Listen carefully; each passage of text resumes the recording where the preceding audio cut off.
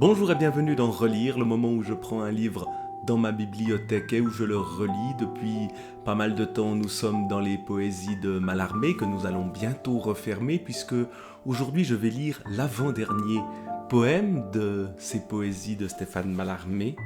À la nue, accablante tue, voilà le premier vers de ce sonnet que je vais lire, que je vais commenter selon mon inspiration, selon ce qui me vient spontanément à l'esprit. À la nue accablante tue, basse de basalte et de lave, à même les échos esclaves, par une trompe sans vertu. Quel sépulcral naufrage, tu le sais, écume, mais y bave, suprême, une entre les épaves, abolit le mal dévêtu. Ou cela que furibond faute de quelque perdition haute, tout l'abîme vint déployer dans le si blanc cheveu qui traîne, avarement aura noyé le flanc enfant d'une sirène. Voilà, à nouveau, ce rythme particulier de Mallarmé et ses sonorités. À la nue accablante tue, ce tu qui rime avec le tu du deuxième quatrain, quel sépulcral naufrage, on ouvre une parenthèse, tu. Et le tu du deuxième quatrain, qui est le pronom tu, alors que la nue accablante, tu. Quel est ce tu? On pourrait penser que c'est la nue qui est tu, mais on mettrait un E, il n'y a pas de E. Basse de basalte et de lave. Quel est ce tu?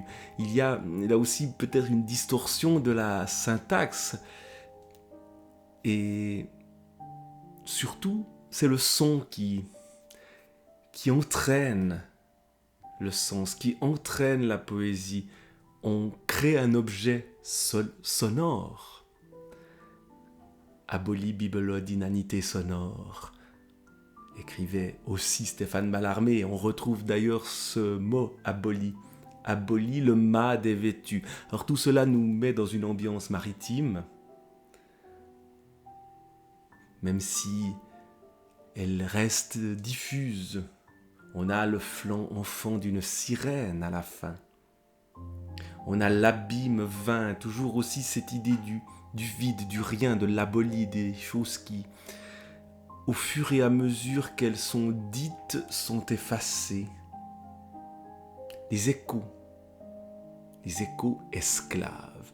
L'écho, par définition, est esclave. L'écho ne fait que répéter et obéir ce que nous disons. Une trompe sans vertu.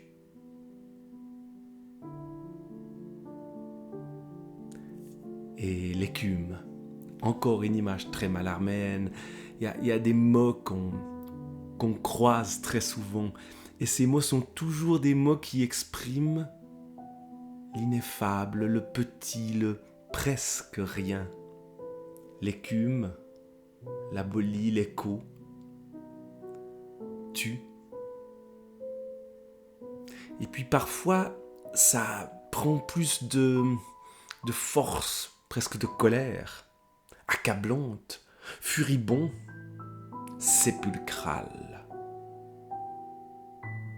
avarement. Que nous dit ce poème-là? Il serait vain d'en faire une interprétation solide. Au contraire, ce qui importe, ce qui se dégage de ce poème, c'est précisément quelque chose qui tangue, un navire peut-être qui va couler, peut-être pas. les échos d'un naufrage.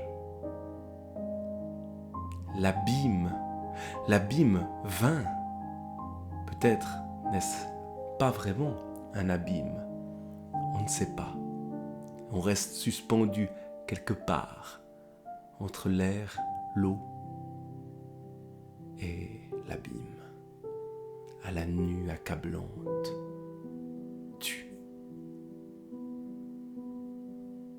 Au revoir et à bientôt.